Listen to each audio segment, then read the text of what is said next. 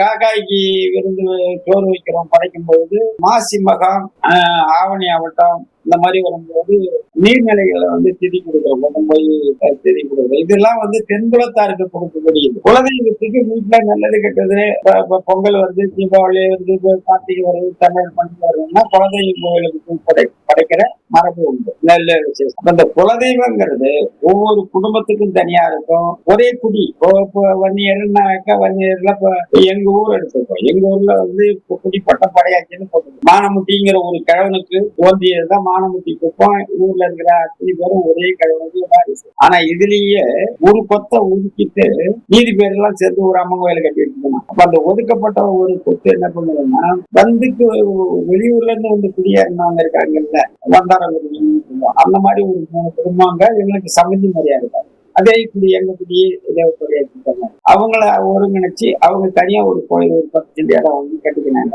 அது புது மாதிரி பாத்தீங்கன்னா ஒரே குடி, இன்னும் கேட்டா ஒரு வாரிசு. ஆனா 2 பேரும் ஒரு தெருவுக்காரன் தனியா ஒரு கோயில், இன்னொரு தெருவுக்காரன் ஒரு தனியா ஒரு கோயில். ஒரு நல்லது கெட்டதுன்னா இப்ப பொண்ணு வருது, அங்க இருந்து கல்யாணம் பண்றோம்னாக்கா அந்த கோயிலுக்குள்ளவன் அவன் கோயில்ல போய் கல்பனை முடிச்சு விடுவான்.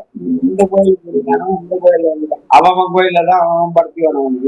இந்த கோயிலுக்கு படைக்கிறவன் எக்காரணத்தை அந்த மாதிரியாத்த வர மாட்டான். 2 மாதிரியாத்த தான். அது பழைய மாதிரியாத்தான், இது புதிய மாதிரியாத்தான். இது சாதி முதல்லாம் எதுவும் கிடையாது, ஒரே சாதி தான்.